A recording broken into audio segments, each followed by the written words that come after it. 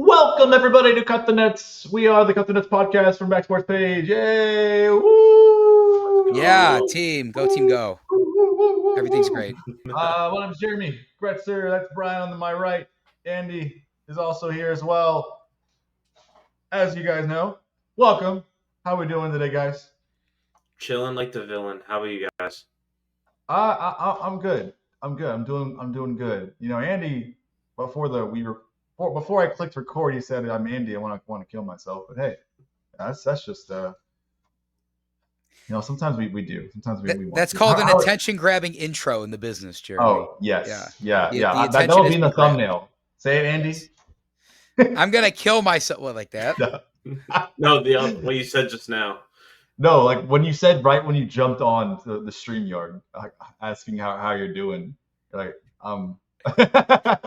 you just forgot. It was like minutes ago. Man, let's start the podcast, Jeremy. All right, let's talk ball, man. We're starting. Okay, we're gonna get right into it. Some juiciness happening because after teams get bounced and go to Cancun, there already is some trade talks of players going here, coaches being fired, things happening there, stuff like that. There's a lot of things that happen, especially during the playoffs when teams either don't make it or they get bounced, and that has to do with the Cavaliers player Darius Garland going into surgery with his toe. Tom Thibodeau was fired last week from the New York Knicks after reaching the conference finals for the first time in 25 years. The Knicks trying to find the new coach, but not succeeding because they're going after people who are cuffed. It's like a boyfriend trying to go after a girl, like three girls, but they have boyfriends. Like that's just what it feels. Hold on, Jeremy. Just because there's a goalie doesn't mean you can't score. Remember that. That's true. I mean, hey, it's a numbers game, but it's kind of hard to acquire a number when the number's already taken and they're comfortable in their own position. Yeah, see, the problem is we're trying to go up against the best goalies in the world. That's our problem. Yeah. The problem is the Knicks are trying to go for 10 out of 10s, and they just got to go for about 7.5, maybe 8. Yeah, you got to put some shots up with the 6, 7, 8s. Yeah. You got to give them some love, okay? Miss 100% of the shots you don't take. Wayne Gretzky and Michael Scott right now. Well, Michael Scott quoted Wayne Gretzky, but yes, yeah. Next, we'll talk about me accurately predicting perfectly the Pacers' prediction, beating the Knicks in 6 games in the Eastern Conference Finals. And then Brian rants about that because, well, I just knew the Pacers. I think Andy also knew the Pacers would also win the series, but I knew exactly how many games they would win, and I was right. Go follow me on TikTok at JR Gretzer. All right, stop big dicking us. Relax. We get it. Okay. And then we got our final thoughts. Not really so much about the game per se, but I have my final thoughts of my prediction on which team would win and in how many games, and I'm sure Brian and Andy did as well. And then we have Kevin Durant, the 37-year-old, or soon to be 37-year-old Kevin Durant, is once again on the move. My next chapter, the little me, my next chapter is back on, like it's been back on for the last 9 years. Yeah. But yeah, that's the topics we'll be covering on Cut the Nets. So bring your popcorn, take your Zyn or coffee or whatever you grab take. Grab a cold one. It's 5 o'clock. Grab a cold one, yeah. Or actually, on the way to work. Time it's 5 o'clock. On the way to your sales job in a fluorescent light office, and let's jump into this. All right. So Darius Garland, Cleveland Cavaliers point guard. He was called soft. It's called very soft by non-Cavs fans, maybe several Cavs fans, for not playing well and also sitting out for some of the games in the playoffs, especially in the round against the Pacers. And you were like, oh, he has this toe injury. Oh, he's a soft guy. Oh, he's so soft. Like he should play through it. Tons of players have played through toe injuries. But actually, a little bit more than we thought. He has toe surgery. Going to have toe surgery, and he'll miss a chunk of next season, possibly the entirety of next season. Yeah, guys. Did you guys realize it was more than what we thought? I mean, I'll keep my thoughts super short and sweet. I mean, I think it makes him even more soft. I mean, I just think that, like you said, biggest stage of them all, or biggest stage for Cleveland, conference finals, and he's disappearing. And I guess defensively, a toe injury should can obviously like be crucial. Like can't move a certain way, like shift a certain way, or even like sharp turns. But offensively, I don't think a toe injury should really derail you. I mean, we're taking a look at Karl Anthony Towns, who's one of the softest and zestiest players of basketball. He broke his finger on his shooting hand, and he was still putting up 30 points with that injury on his shooting hand. So I don't really think a broken toe or whatever he did to his toe should really pretty much like hamper like or dampen like that part of your game significantly to where it did for Garland and the Cavs in that playoff series. So I don't know. And then just like also like coming from like a fan of other sports like hockey, football, like they'll play through way tougher stuff because they know how important they're needed, and he's like taking plays off just for a toe injury, and that he's missing like a significant amount of time. I don't know. I kind of find it crazy to me. They're saying he's going to be out at least 4 to 6 months. I just think for a toe, unless you literally lost the toe, I don't understand how you're going to be out that much. I mean, our senior correspondent, Cavs fan, Andy Dieterich, did he lose his toe?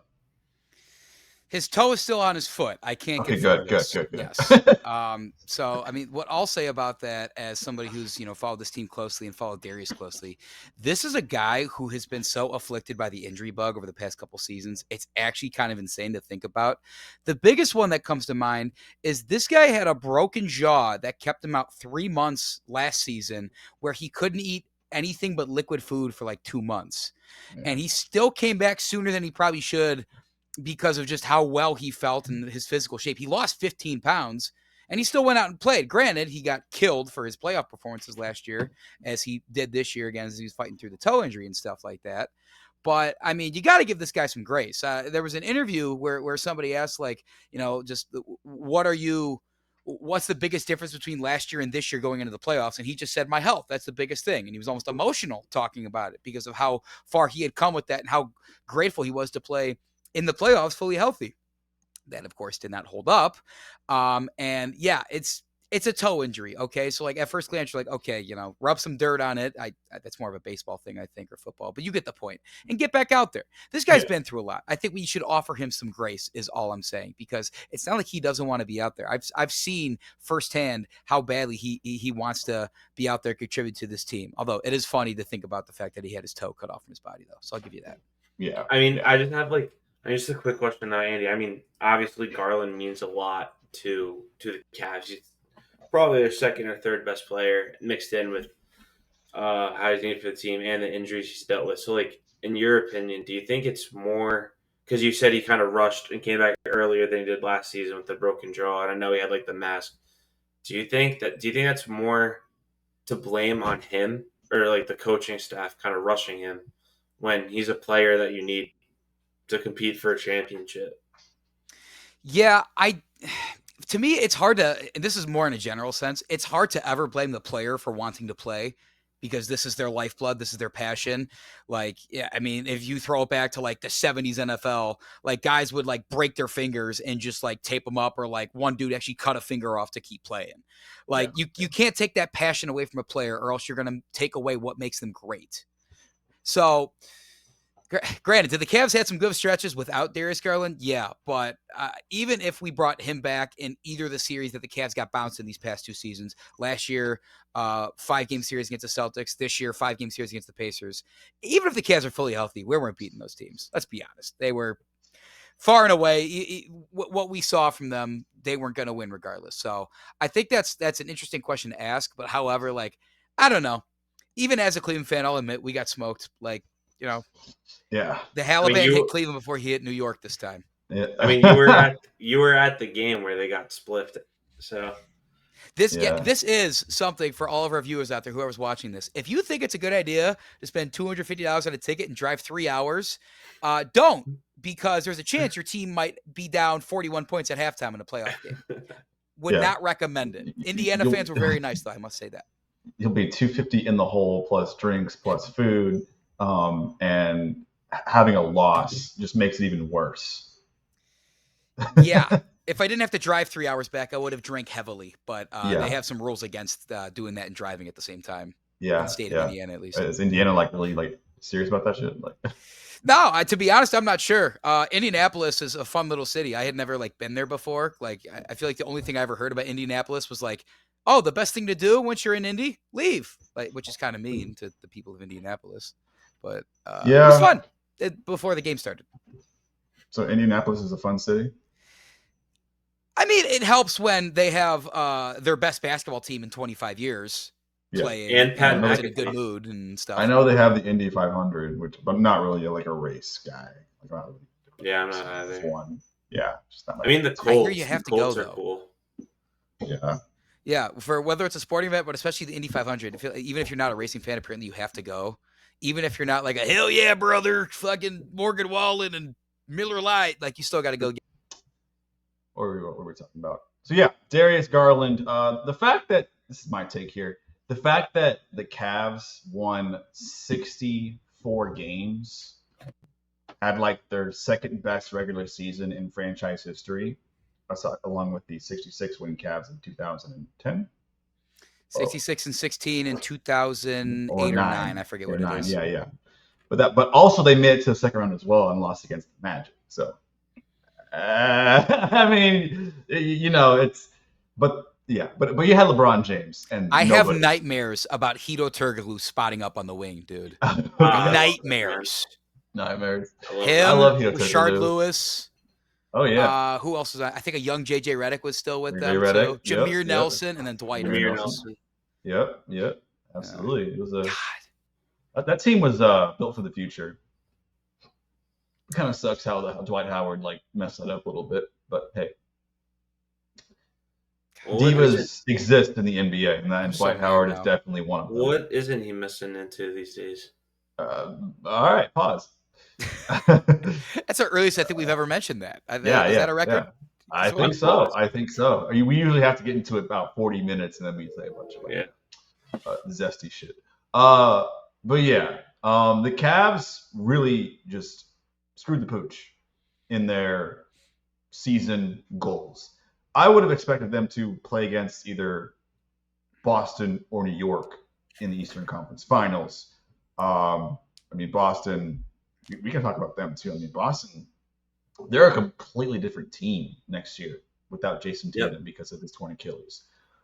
With regards to Darius Garland, which is also a significant piece, you can kind of equate that. Obviously, Darius Garland isn't as good as Tatum, but looking on in the grand scheme of things, both those players are a significant decrease in their productivity when it comes to offense, defense, and facilitation. So with both the Cavs and the Celtics. So I honestly think they might either have to be very active in the off-season moves or just take a step back and try to regroup for the following season of 26 to 27. So, yeah, man, they, along with the Pacers and Boston, were the top three teams in the East after the calendar year into 2025. The Pacers were quietly one of the best teams in the league after 2024 ended. And the fact that the Pacers were just a healthy team, they ran into a Cavs team who were banged up. Darius Garland played through injury, was also sitting out a few games. Evan Mobley was sitting out a few games. DeAndre Hunter was out too. DeAndre Hunter, who they acquired, was a top 3-and-D player, was also out as well. And it sucks. I'm pretty sure Kenny Atkinson, who did he win Coach of the Year? I believe he won Coach of the Year. Yeah. He got that Coach of the Year curse. Hopefully he didn't. But Kenny Atkinson's a very good coach, and a lot of coaches, especially after winning Coach of the Year, get fired. And that's been a trend for since Dwayne Casey. And it continued this year. It did continue this year. It did, but it took a bit of a delay. Just a bit of a delay with Tom Thibodeau. Anyway, speaking of Tom Thibodeau, guys, Tom Thibodeau was recently fired by the New York Knicks, I think a week and a half ago or last week or so. A lot of Knicks fans were stunned at this. And if you're looking on paper, as a casual Knicks fan, you'd be like, what? We made the playoffs like the past like 3 out of 4 seasons. What the heck, man? They all sound like that too, actually.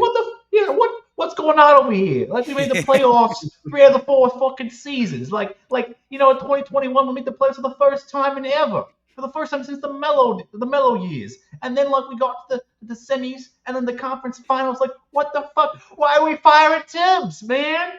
Why the fuck are we firing a coach? That's a butcher Brian New York Ramos accent. right there. Yeah. Yeah. But yeah, no, No, like I'm not a Tibbs, casual, Andy. You wish that. he's not a casual. Brian actually was. I mean, you can say it, Brian. You were looking forward to this, weren't you? Oh, Jeremy, like the meme I sent earlier with the Michael Jordan. I used to pray for times like this. Oh, we're gonna have that in the thumbnail, by the way. That's gonna be there for sure. I was so happy because, like you said, Jeremy, that's how the casual Knicks fans felt. Me, I saw a guy that can only get to his ceiling. And listen, I'll start off by saying I am forever grateful for everything Tom Thibodeau has done. I mean, he fixed the Knicks when they were the laughing stock of the league, and they couldn't even have a top 5 pick to rebuild. I mean, I think him and Julius Randle really saved the Knicks. Turned Jalen Brunson into a superstar, made us legitimate contenders. Like everything, I thank him for that. It's just now you have the roster to win a championship. When are we gonna go to that next direction?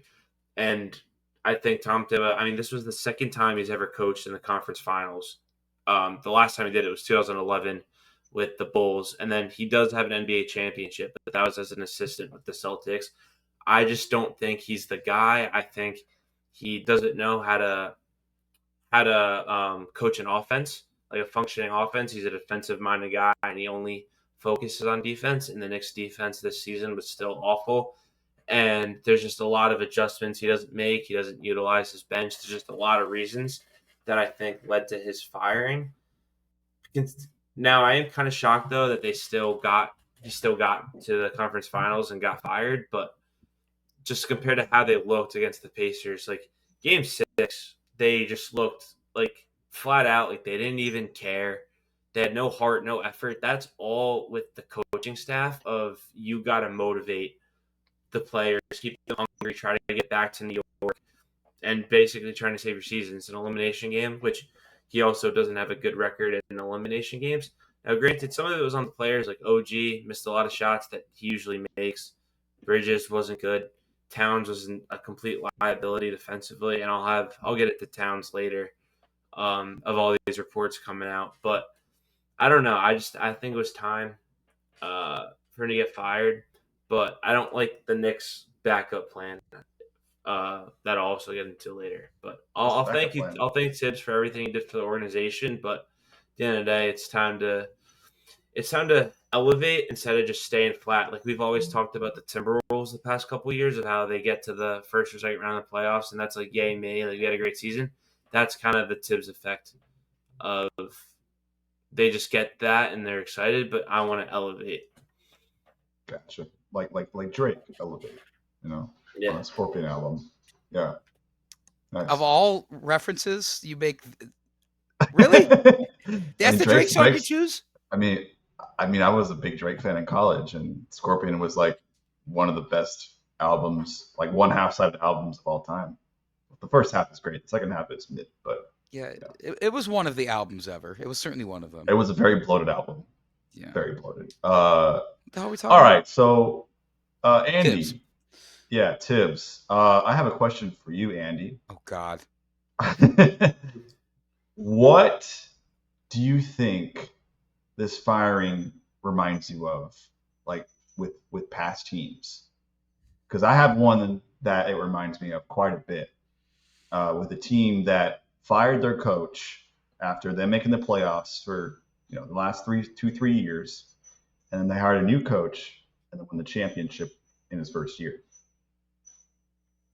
That won a championship in his first year? Yeah, that's who they remind me of, and I think this could happen if they make the right moves. Well, but Andy, does it remind you of a certain team, or does it remind you of just Tibbs just being himself, and it's just the Knicks are never gonna achieve that Larry O'Brien trophy?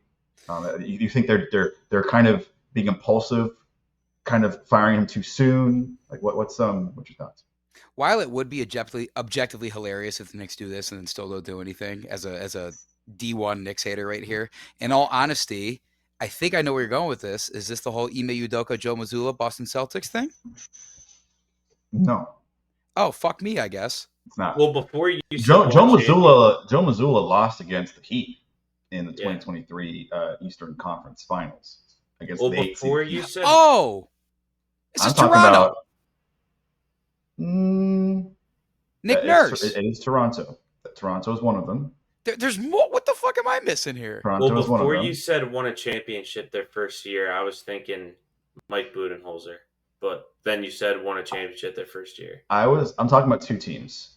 The Raptors in 2019. But the Knicks don't want to be the Raptors because the Raptors felt like they were one and done because Kawhi Leonard was not going to stay. He was going to leave regardless. Yeah. The Knicks are trying to build a sustainable dynasty with Jalen Brunson and perhaps maybe Cat if he stays, which I think he will. I think the Knicks might run it back because their salary cap is over, or is it near the salary cap? I'm pretty sure it's over. We're over the salary cap. We're like very close to the second apron, and then Yeah, and you don't want to be there. Yeah, Dolan and oh my god, I forgot our GM's name. Leon Rose don't want to go over the second apron. Exactly. Jeremy, I'm pissed. I just realized what you're talking about, and I realized why you asked me. It's the 2016 Cavs. Fire Blatt to get Tyronn Lue. No, that's another one, but it has LeBron James. I mean, LeBron James. Look, man. LeBron James doesn't need a coach to win championships. I don't think so. I really don't think he does. You're right. He took a crappy ass team to the finals in 2007 when he was 22. I can name a lot of those guys. It's a very fun exercise. Okay. And who was it? Mike Brown was his coach? Mike Brown was the coach. Yep. Yeah. I mean, he's a good coach. He won coach. Did he win coach of the year with the Kings? With the Kings, he did. And he got fired. Hey man, coach of the year is a curse. Don't ever win coach of the year. Like Kenny Atkinson, he's on the chopping block right now. Stop it. He's different. He's different. He's beautiful. He is different. No, I love Kenny. I love me some Kenny Atkinson. I mean, I love Kenny too. I wanted Kenny instead of Tip in 21. Yeah. But who the hell are you talking about, Jeremy? I'm talking about the Golden State Warriors. Oh, Mark Jackson to Steve Kerr. Mark Jackson spent 3 seasons culminating, building the dynasty blocks of the Golden State Warriors core. He realized that Monta Ellis was not going to work out with Steph Curry. And he made a bold, of course, Bob Myers made the bold trade to trade away Monta Ellis, their leading scorer, to the was it the Bucks or Dallas? I forgot. Milwaukee was first, Milwaukee Bucks for Andrew Bogut, okay, who they really needed for rim protection because they didn't have much rim protection. They needed Andrew Bogut, the first overall pick, I believe it was 2006. I don't know. He was out of Utah. He was a first overall pick. Okay, but Mark Jackson took the Warriors to the semis in his second season. Took the Warriors to the first round in the third season. Got fired. The third season was when Stephen Curry was an all NBA caliber All-Star. No one was really certain about him because, they didn't think he was an MVP, one of the greatest players of all time. They thought he was Ankles Curry. He decided to put Klay Thompson in the lineup with Curry. And then he didn't really care much for Draymond Green because, they had David Lee. I mean, he was an all-star. All-star David Lee. Why would you choose, a low-impact, a player with hardly any credibility from Michigan and put him in replacement of an all-star player in David Lee? Why would you do that? On paper, don't freaking do that. But Steve Kerr, who got hired as the new coach, was a TNT reporter, got hired, decided to put Draymond Green in the starting lineup, and that's when the Warriors were just coasting. They were cruising. Michigan State, not Michigan.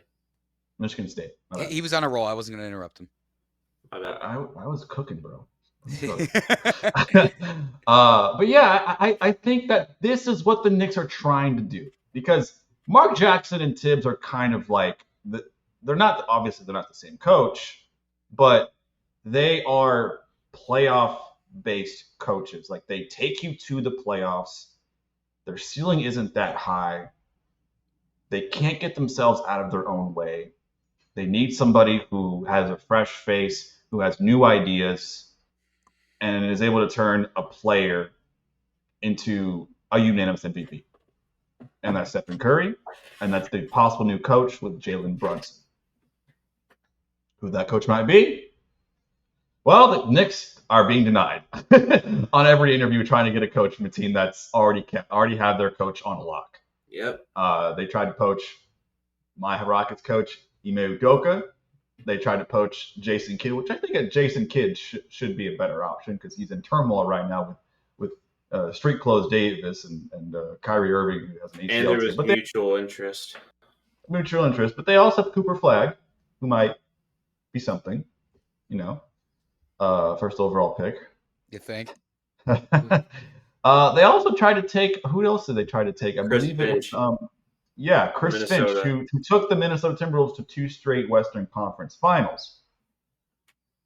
All denied. But Jason Kidd, that might be something. Why are they just not hiring somebody who just got fired, who is an NBA champion? Yeah, I mean, Michael Malone. Mike Malone is right there for the taking. I mean, he's former NBA champion. He's from New York. I think his dad coached or played in New York or something. The writing is on Spurs organization. Yeah. The writing is on the wall. I don't really understand why they're not even interviewing him. I mean, from what some people have been saying, because I've been doing my research on Mike Malone, or looking up Nuggets Twitter, and they're pretty much saying he's just the better version of Tibbs. But I don't even really think so, because if you have an NBA championship, now granted he had Nikola Jokic, but I still think it's very important, coaching. So I still think he's a very good coach, even with having Jokic. I don't know. I want Mike Malone, but I think one of the reasons why they're striking out with these already established guys. Well, first of all, they should be looking at guys that aren't already under contract, because you're going to have to trade picks for these coaches that are under contract, and we already significantly plummeted our future trading 5 first-round picks and a pick swap for Mikal Bridges. So you're already on thin ice as far as your future goes. So I don't get why they couldn't just get an available, established guy already. But I digress there. But I don't know. I think one of the underlying issues that people aren't really talking about is, I think, whatever NBA head coach the Knicks decide to hire, they're going to have to deal with Rick Brunson, who is obviously the father of Jalen Brunson, the star point guard. So they're kind of afraid that Rick Brunson is kind of just going to take over and kind of be that, fly on the wall, creeping over your shoulders. As soon as you mess up, I'm coming for that job because my son's the star player of this team. So I think that is kind of why they're struggling. I mean, I know the Timberwolves, not Chris Finch, rejected the Knicks. The Mavericks, not Jason Kidd, rejected the Knicks. And the Rockets, not Ime Udoka, rejected the Knicks. But I think whatever candidate of a coach that they bring in, I think they're going to have that same struggle. And even players have spoke about the dysfunctions of the Knicks locker room from time to time. I mean, there was reports around Christmas time, around December, that Bridges and Tibbs weren't seeing eye to eye. There was stuff with Rick Brunson and Dante. They had that heated altercation last season where they had to be separated. I think Brunson's even had it with some players on the team this year. So I think that's just a huge issue that they're gonna have to worry about. Yeah. I mean, I honestly, it's a no-brainer for me. Take Mike Malone. Well, you know who the rumor name is right now, Jeremy? You mentioned him earlier. I mentioned him earlier. I have Alzheimer's runs my family, so I don't really know. Ty Lue? Mike Brown. Brown is the leading. That would be disastrous. I don't know. I don't know. Mike would be Brown in New worse. York would not work. I just don't think so. Mike Brown, he's good with young players. I would say he's I don't know. I don't think. So, Jeremy, my take on it, because I've kind of been the way Cleveland media used to talk about him when he was around for the first stint of the Cavs is the same way that they talked about JB Bickerstaff in the most recent thing. They are good at getting the most out of a young team, can get them to a pretty good regular season, and then when it's playoff time, that team's toast. Yeah, Okay. shit the bed. I know it's a very general thing to say, but you look at the track record of the teams those two guys have coached, and it's really the same thing. I don't know if Mike Brown is going to be the one that moves the needle for the Knicks here, like at all. I agree with you. I mean, from the moment they fired Tibbs, there was two names that popped in my head, and any other name I think is a significant downgrade. And by the way, Jay Wright made sense. They want to get the Villanova guys back. That would be sick. Back. I would actually be a fan of the Knicks. He said he wants to stay retired, and I was like, good. I don't want Jay Wright. I was like, if you're gonna get a college guy, I know the Villanova connection, but I would have wanted Rick Pitino. That's a guy I would have wanted, or even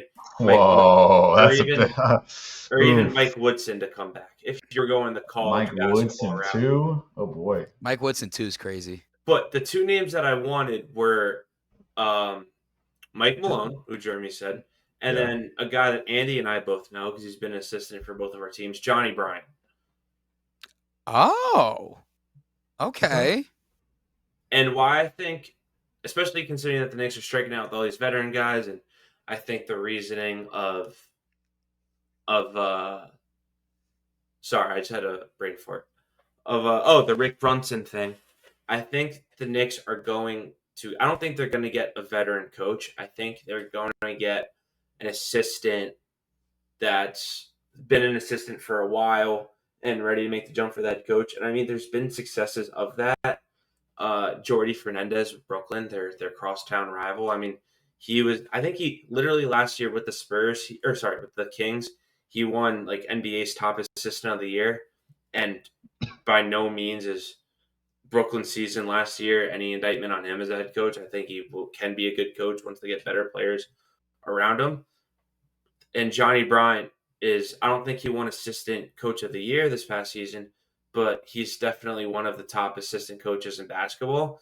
And that could be a reunion that I think the Knicks could look at. I don't see them getting like a Mike Brown like that they're talking about, or I'd kill myself if they got JB Bickerstaff, whose names come up. I don't know. I think Bickerstaff should stay with the Pistons.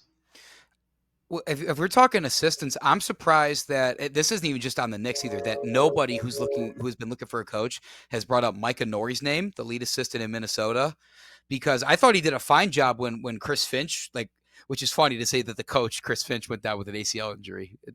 No offense to Chris Finch, but it's just a very funny thing. And that play was up. Yeah.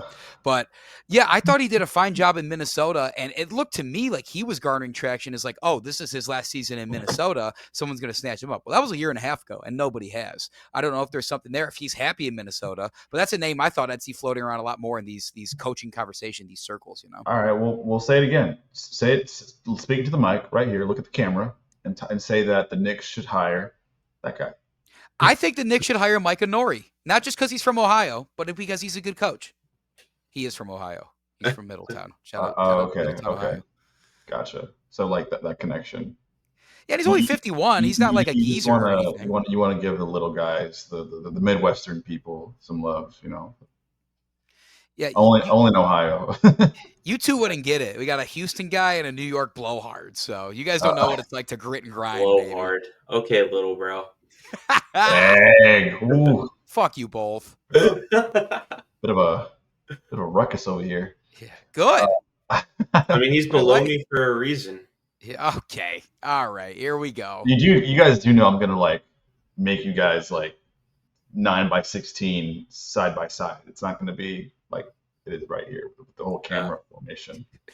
So the thing you just said isn't going to matter. Right? All right, thanks, Jeremy. I had a good joke there. You just ruined it. Thanks. No, anytime. I aim to disappoint. All right. So, I mean, we could talk about a little bit. I predicted Pacers in 6. Follow my TikTok. I mean, I was correct, without a doubt. We already talked Yeah, about I hope that, you're but happy. I'm just like I'm just mad that I didn't put any bets on it. Like I'm pretty pissed. I just said I just spoke it out and and it happened. Like, I You would knew have won how a it was lot going of to go money. down. You would have won a lot of money. I would have. I really would have. I quit my job too. All right. Finals thoughts. Look, guys, I know we talk about hoops, but man, look, I enjoyed the first game. The first game felt like another Pacers comeback with Hallie just doing his thing like he did in the first round, the second round, the third round, and now in the finals. Hitting the game-winning shot or a shot to tie the game and take it to overtime. But a lot of people are complaining, especially on the social media hubs, that the NBA just doesn't really market the finals as well as it should. And I want to bring this up because, I mean, back when I was watching it, there was tons of decal and art style work, like on the court, maybe on the sidelines, some great graphic presentations of past finals with, montages of block shots here, game winning shots there, the reaction of the team winning the NBA finals in their certain year. And this year they just don't do it. They really don't. Mike Breen also seems bored commentating. Maybe he's washed, but I don't think so. I just feel like he just doesn't really feel like he's there anymore. Because Doris he hates the Burke is Pacers. Doris Burke is boring as hell. She used to be great like 10 years ago. I don't know what happened to her. And People Richard do Jefferson. not like. She made the switch from the sideline reporter to being basically. Oh, Do not like honestly, that. I love her with who is the other guy? He's the guy that talks about how like there's his signature move is butter when he says when a 3-point shot is hit. I forgot his name. Oh, like a Mark different Mark ESPN Mark commentator? Mark something. Is that Mark Jones? Mark Jones. Yeah, Mark Yeah. Jones. Yeah. So I like Jones and Doris Burke together. I think they work really well together. But with her and RJ, who I really just feel like is a podcast guy, he's not really. He's trying to be like a Jeff Van Gundy, and it's just not working. And then I just miss the Mark Jackson, hand down, man down, Mama. mama There that goes, goes that man.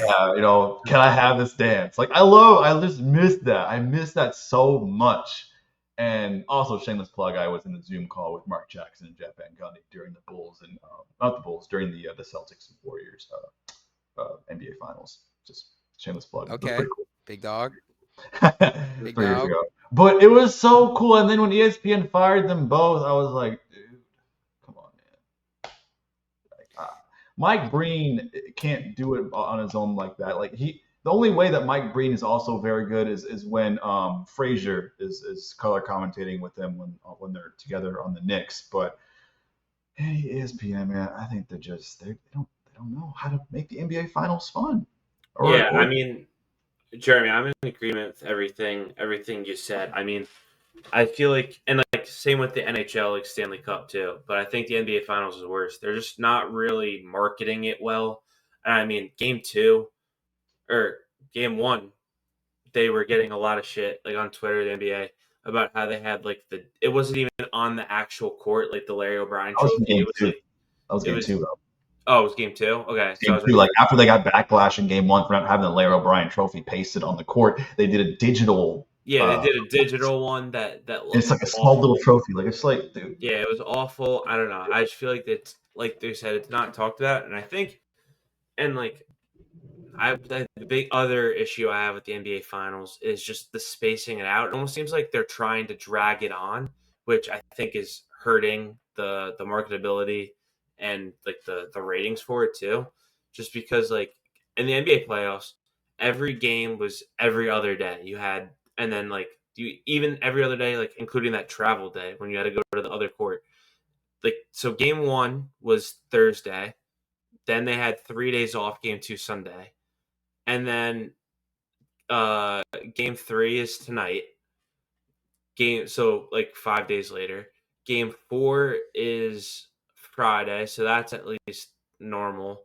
And then they have Game 5 on Monday. So I just I don't really think they need 3 days of extra rest when you're also not traveling. 3+ days rest when you're not traveling. If they were traveling, I guess it's one thing.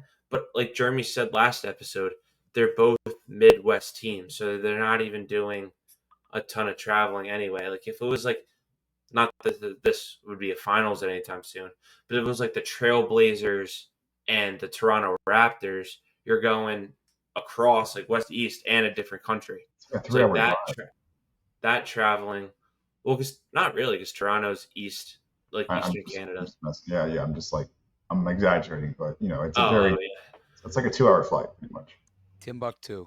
yeah. And meanwhile, like the Pacers and being in Indiana and the Thunder in Oklahoma City, like they're both in the Midwest. Like you're not really doing that much traveling, and I think that's kind of hurting the finals too in that way. But I think my bigger issues are with like the Larry O'Brien Trophy, the digital, and like the not hype. Like I don't know. I just think I there was think like every year in the they're finals there was like some like cool, like Jeremy said, some cool hype video. And maybe I'm yeah. butthurt because the Pacers lost, or the Pacers beat the Knicks, like my team, to get to the finals. But I think it's more just speaking as a basketball fan. There's just no real excitement for it, other than like watching at the reigning MVP SGA. Adam Silver, or I think maybe the NBA media, they mentioned why they don't have the trophy like pasted like manually, physically on the cardwood, because it causes a safety hazard for players. Like players might slip and fall or something because it's stickier or it's less sticky than hardwood.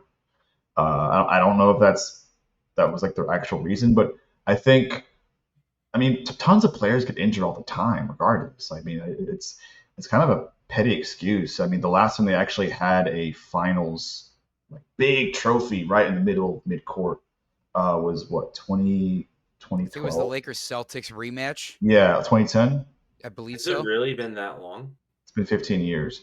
But still, they like if you want to take that off, that's fine. Maybe just have like the finals, like right on the elbow or on the sideline. Yeah, at least the finals. They've done The that before. finals. Yeah. Or have like honestly have custom jersey. That's what I would do, dude. Custom jersey would be sick. You have to do something, Yeah. right? Yeah. Like so my thoughts on this, even when the playoffs started, and I think you guys know that like the NBA playoffs hype video was that one where it has like the Aerosmith song and it's like don't want to miss a thing or whatever. Listen, okay, I went back and watched the hype video for the 2008 NBA playoffs, okay, where it truly felt like the games were life and death back then. Nostalgia might be not helping me out here, but like, how are you supposed to hype up like this next installment of the NBA, which a lot of older people are saying is like a dying brand, with a song from the 90s that half the players weren't even alive to even be around, or if they were like 3 or 4 years old. I just don't understand how the playoffs, and particularly the finals, how it has gone from this big cultural event like, hey, the finals are on tonight, what are we doing to watch the finals, to just an afterthought. It's gone from a big cultural event to an afterthought. I don't understand why there's been so much that it just seems like they're acting in direct opposition to what would help market this, continue to cement this as like a landmark thing in not just like American sports but worldwide, because it's a worldwide game now. Instead of our videos showing champions past, we got like Bill Russell and there's like Wilt Chamberlain and here comes Magic Johnson with the hook shot to win game 6 in 80 whatever it was. Here comes MJ stepping back. No, we get lazily cut in. We have RJ and Mike Breen arguing about something. We don't even get the intros. Yeah, What's the and point? the closest like media coverage you're getting is the Pat McAfee show, who like has done it in front of like Indiana. Yeah, I want this to feel like the losers die after this game, because that's what it used to feel like watching those guys out there and play. It's not that these guys don't want it, but it's become just such a hub for commercial advertisements and product placements. Exactly. Like if I see one more YouTube TV Oh ad, my god, I'm going to dude. throw a brick through my normal TV. Dude, there's more ridiculous. YouTube TV word art fonts on the court and on the sidelines more than the finals font. And They also keep playing the drives Chip me nuts, commercial dude. too. Like, yeah, why is our sacred game turning into just a commercial product? Because that's all it feels like at times. Even though we have the best defense we've ever seen, arguably in terms of efficiency numbers, against the hottest offense in the league right now, that should be a big thing, and it doesn't feel like it is, And guys. they're not Exactly. even. No. Go ahead. And they're not even talking about it too. Like Andy was saying, like I want the loser of this finals to be like the life or death. Like the Thunder, like if they lose this finals, like they're okay. They have their long core like locked up. Like there's a lot riding for this pace. First of all, whatever team wins, it's their first championship ever. You think that would get a lot of hype. That's I feel like not even being mentioned that much. But then also too, if the Pacers lose, they're like we talk about how obviously Boston's team's going to look a lot different next year because of Tatum being out the injury or the cat number with Porzingis, Jaylen Brown, whatever. The Pacers are going to be a new look team next year because Pascal Siakam's a free agent. That a lot of their big guys are due for content. And then you have Halliburton who's under the supermax of like $45 million. So there's Miles Turner is on the max. Like this Pacers team is going to look different next year. I don't think I don't think Siakam's coming back. I So don't think so. Same. I just don't think they have the money to do it. Yeah, well, I mean, Yeah, when you talk about the presentation, I'll just throw some stats out here real quick. Down 29% from Game 2 last year. It was the least watched Game 2 since the bubble, and it was also the night that Trump was in the hospital due to COVID. So if you skip over that, there hasn't been a more least watched Game 2 since the Cavs Spurs in 07, and that's because the Sopranos season finale was on that night. Sorry, Siakam. Wow. Siakam is locked up on the max. Miles Yeah. Turner. Okay. I was like, I'm pretty sure I would probably know if Siakam was going to be a free agent. I was like, I think they extended him or something Yes. earlier. Siakam and Halliburton are each making $45 million next year. So yeah, the team is going to be locked for a few more years. The Pacers, if they lose this finals, they might be a top 3 seed the next season. And then you got new teams coming in. You got maybe the Magic might come back. You got the Sixers, whatever they can figure something out. The Bucks. I mean, a lot of the teams that really held the East down are going to have a huge setback next year. Bucks, Celtics, Cavs. To off the top of my head, who I can think of. So the Pacers are here to stay, and the Thunder are also here to stay. Whoever wins. My problem is that immediately when the Pacers and OKC were locked into the NBA Finals, the NBA media believed, like wholeheartedly believed, like, oh no, this is gonna be the least watched finals ever. Like that's like what their body language was. And yeah, there's a lot of casuals who are like, I don't give a shit about Indiana. I don't care about OKC. Like, I've never been to Oklahoma. What is that? Like the place for Native Americans? Like, what is there? Indy 500? Like, oh, Gary, Indiana, like Music Man or some shit. You know, so I don't understand like how the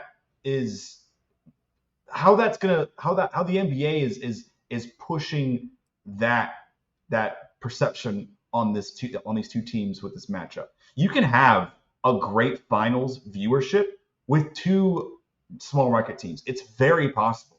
And here's how you do it. Marketing. That's how you do it. Good ass marketing. And the NBA media just doesn't care. And if the NBA media doesn't care and the casuals don't care, it makes it look worse. But if the casuals don't care and the NBA media is like, okay, you know what? Who cares? It's going to be for the diehard NBA fans to watch these finals. Let's keep on pushing. Let's add more casual viewers. Let's turn these casuals into diehard hoops fans. And that's what the NBA media isn't daring to do at all. They don't want to do it because they're just like, you know, we want to. I honestly, I don't know why. I don't know why. I was trying to figure out why for the first like 3 seconds after I said that. I still don't know why the NBA is doing what they're doing. Adam Silver has got to be the softest commissioner in the history of sports. I like the only thing I really do appreciate Adam Silver for doing is the play-in tournament and the bubble. Everything else, he's been god awful on. It just, I'd I argue think Manfred's exactly right. worse, but that's a discussion for a different time. Go ahead. Oh, Manfred is actually I like Manfred. Actually, Yeah. do like Manfred quite a bit. I mean, the biggest thing, like even when we're sitting here talking about, even if it's like, okay, these teams are here to stay, you know, maybe it's not, even though it's their first title, it's not like life or death. Okay, so it's the start of 2 dynasties. Market that. Do something with that. I truly wonder if there are A, basketball fans, or 2, anybody under the age of like 45 in the marketing department for the NBA. Because everything they've put out tells me that they just don't care about basketball and they're so out of touch from like the generation that they're trying to grow the game with that they're just completely missing the mark. Right? Like, they want to bring in Steph Curry and LeBron James and you know, Giannis, like star players on teams that have no business being in the NBA Finals. If players of that caliber win the NBA Finals, they're like, okay, great, let's bring casuals in because they bring views. SGA is one of the greatest players in the NBA today. He's like a top 3 player. He's an MVP.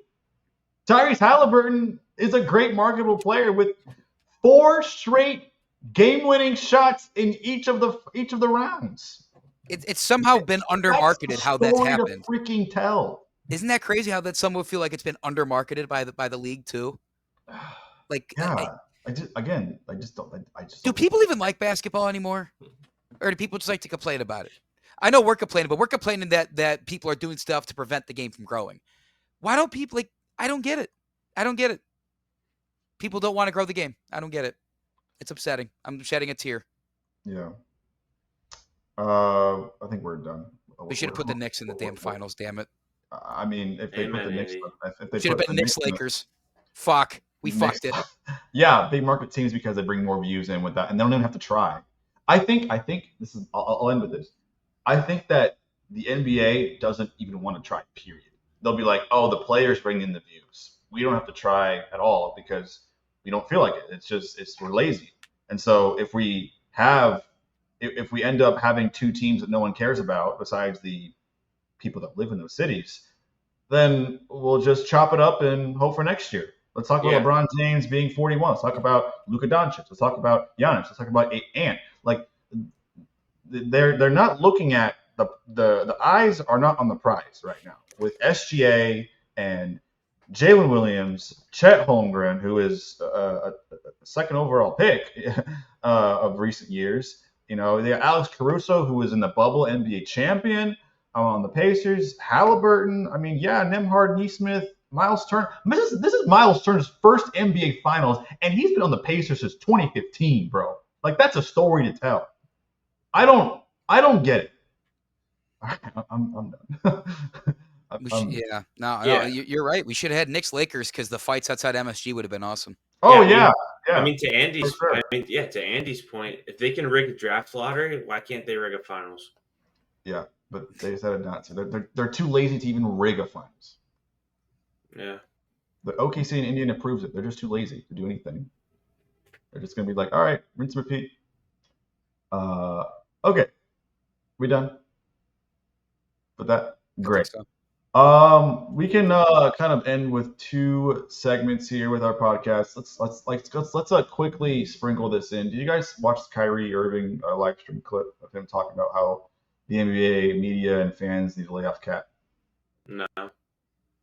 He was on his live stream. I can actually pull it up and do an audio clip of it.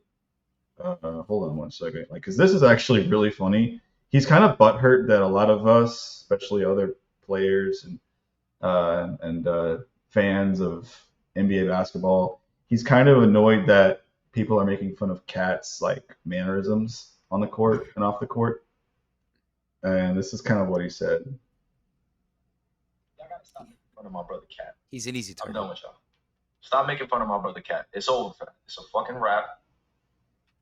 I'm letting y'all know. If you repost that shit again or you meme him up, I'm attacking you. Not like that physically in GTA, but I'm attacking you.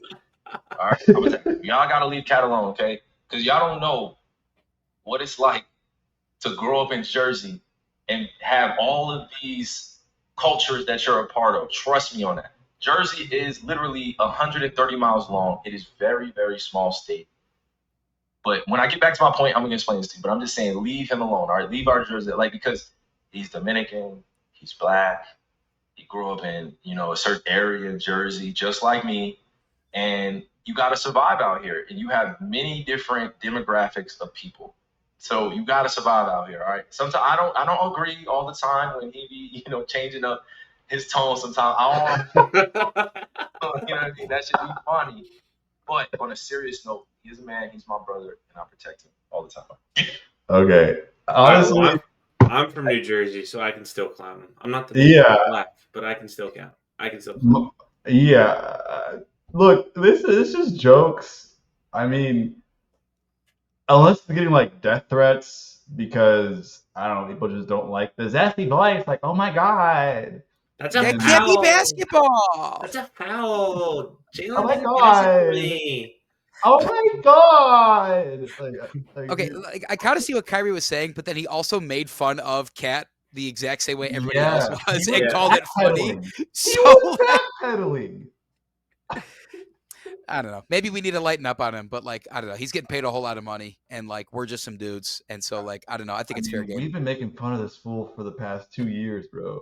Yeah, really way longer than other people have. Like, I mean, he when he got traded to New York, his mannerisms went viral because he's now a New York Knick, and when you play for Minnesota, unless you're Anthony Edwards, you got to really dig into like how people like act, when they play for their teams off the court, on the court. Yeah, And now since he plays for New York, it's hard not to hide, you know. Yeah, I mean, New York's just like it's a tough market, and like some people, not saying we are, but like some people do take it too far. But for the most part, it's all jokes on social media, and like I said, New York's a tough market, and some people can't handle that tough market. So if it's like too much for you, then you gotta get out because New York's not gonna change their ways. I think Cat is cool. I mean, he's playing really well. It's not affecting him, I don't think. He's a hooper. I think he's embracing it, especially with like remember when he did that and one, and he was just like that. Yeah. I forget which round that he was doing, or like the photo of him like playing against the Celtics. He's just like trying to get the rebound. He's like this. It was funny. People were making memes that he even passes SD because there's like one like sidearm pass they did where he's like, he's like, ugh. Yeah. It's funny. Like it's just funny. Like, we're not, homophobic or any sort of like a prejudice against anybody or anything. At least I know I'm not. It's just funny, and I like jokes. People just need to lighten up. Unless people are really seriously threatening Cat and making him feel like he's less than, I say play on with these memes, bro. Like this, it's gonna go on forever. Act in good faith with a good conscience. We're not diminishing his. He's a great player. Abilities or diminishing. He shouldn't be in the NBA or he's a dick. I don't like him as a person. Like, okay. Sometimes maybe those jokes go too far for some people, but you gotta admit it's pretty funny when he passed the ball and he's sitting there like this. Yeah, you gotta admit it's pretty funny. You gotta admit. I mean, if I'm thinking of a person to make fun of, and people were like, "Yeah, let's make fun of him because he's a piece of shit," it's Karl Malone. Like that's it. But like all jokes against Karl Malone are funny. It doesn't matter how far you take it. All jokes and threats against Karl Malone are warranted. Fuck that guy. Okay, one of the greatest players of all time, but honestly, the guy is a piece of shit. Okay, but Cat, I mean, he's a very like bubbly person, and sometimes when you're bubbly, you get a little zesty. Cat, if you're watching the show, we'd love to have you on, brother. Come on. I mean, I would love to talk to you, bro. We're not gonna like make fun of your voice. It's just who you are. And sometimes I like have a bit of a gay, slant here and there, and just because I like to. Okay. I'm a theater kid, so I hung out with tons of different kinds of people, and they rub off of me, and sometimes it happens. Hear that? I thought you were going to go, I had a gay experience. No. I mean, I already said that before. It's from previous episodes. We don't have to talk about that. Anyway, yeah. That's your freak. Exactly. Yeah, exactly. All right. So we're going to wrap it up with KD once again on the move. It's going to be pretty short and sweet. My next chapter meme is already like making rounds around the Twitterverse. Yeah, he's 37, and he's still going to get traded to another team. It used to be, well, initially it was going to be the Houston Rockets. A lot of trade talks of Jalen Green, Dylan Brooks, and their 10th overall pick would be a good trade. I disagree. KD's like 37 now. I mean, you look at people like players like Paul George, who had statistically their best season, and then they signed for a big contract or they get traded from the team, and the following year they just fall off a cliff. And it happens to every player aside from LeBron James. I mean, KD is also arguably a top 10 player of all time, and in our generation. But still, I feel like his value right now is in the shitter, and I don't know. I feel like KD, if he's traded, it shouldn't be for a big package. And looking at media right now, it looks like he might be going to the Spurs. His people are talking to the Spurs people, and maybe in the next couple of weeks, probably prior to draft night, he might get traded to San Antonio.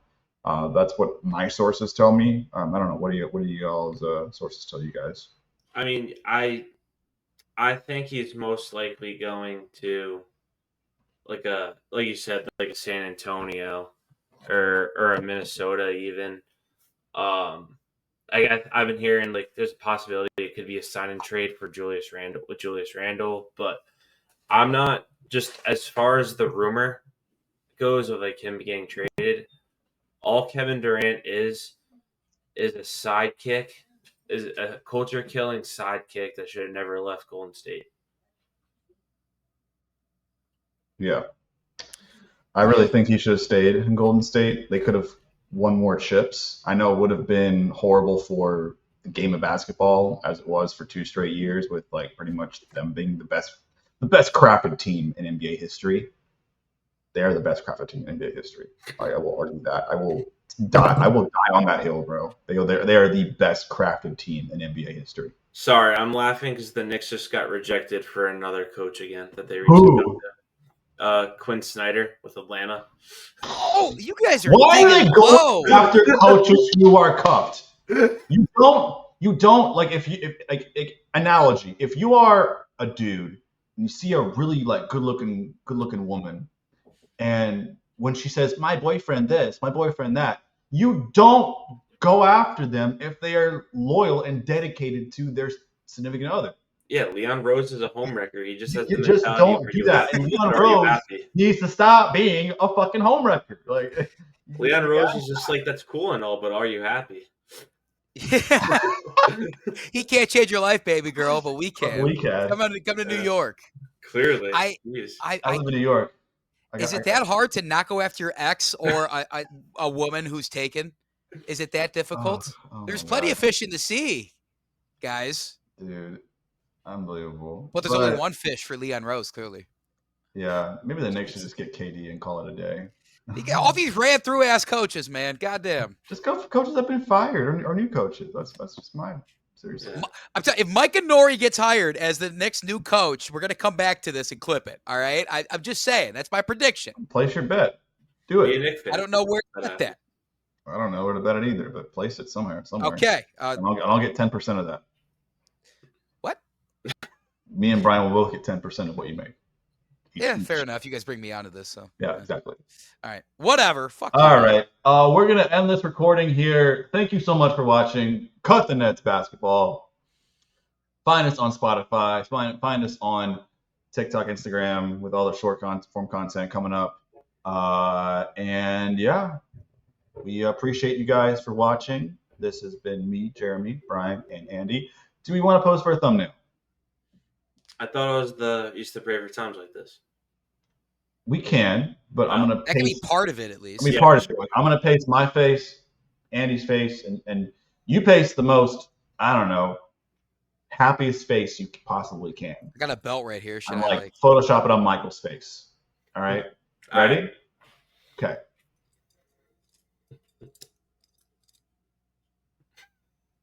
All right, cool. Thank you guys so much for watching. We'll see you all next time.